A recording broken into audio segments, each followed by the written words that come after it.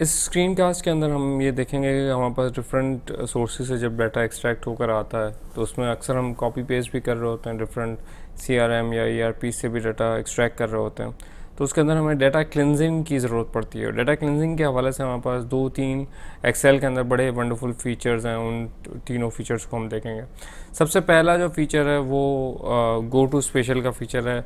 हम गो to special की एक स्पेसिफिक चीज़ देखने जा रहे हैं और उसके ऊपर काम करें। अक्सर होता ही है कि हमारे पास जब डाटा आता है तो डाटा क्योंकि हमने किसी रिपोर्ट से एक्सट्रैक्ट किया होता है, हमारे पास कुछ एक मेन हेडिंग आ रही होती है, उसके नीचे कुछ सेल्स हमारे पास खाली होते हैं, फिर दूसरी हेडिंग आ रही होती है, उसके नीचे सेल्स खाली होते हैं। एक्सेल बुनियादी तौर पर टेबुलर फॉर्मेट पे काम करता है और टेबुलर फॉर्मेट में ये मैंडेटरी होता है कि आपके पास तमाम सेल्स फिल्ड हों। लाइक अज्यूम करें कि मैं इस लिस्ट को सॉर्ट करना चाहता हूँ, तो प्राइमरीली हमारे पास प्रॉब्लम ये आ जाएगा कि फॉर एग्जांपल मैंने ये लिया और मैंने डाटा के अंदर सॉर्ट A to Z कर दिया।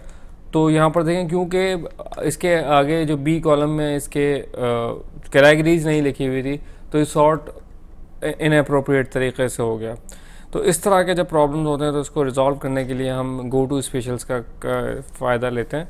गो टू स्पेशल करने के लिए हमने सिंपली ये पूरी लिस्ट को सिलेक्ट किया और हम आ गए फाइंड एंड सेलेक्ट का हमारे पास एक ऑप्शन होता है, उसमें गो टू स्पेशल का एक ऑप्शन होता है।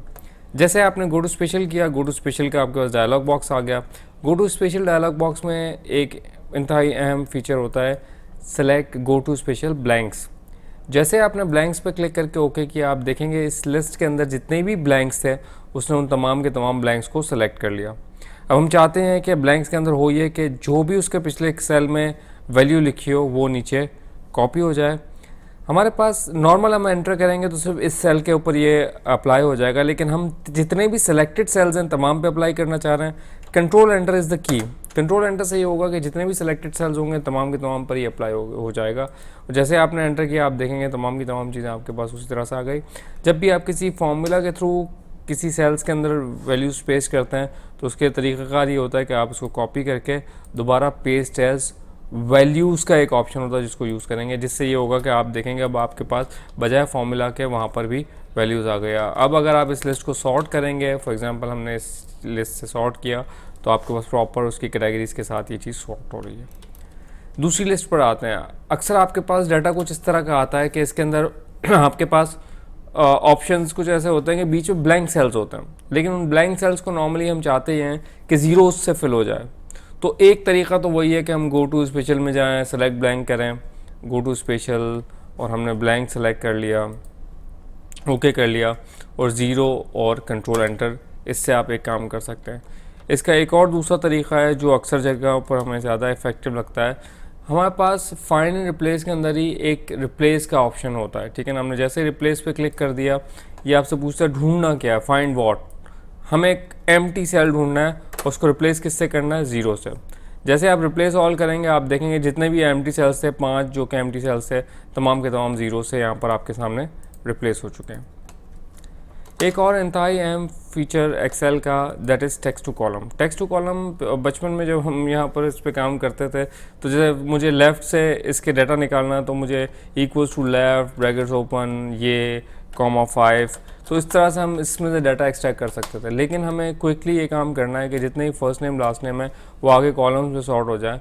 तो हमने सिंपली इन तमाम के तमाम को सेलेक्ट किया और हमारे पास डेटा के अंदर एक ऑप्शन होता है with the name of text two columns.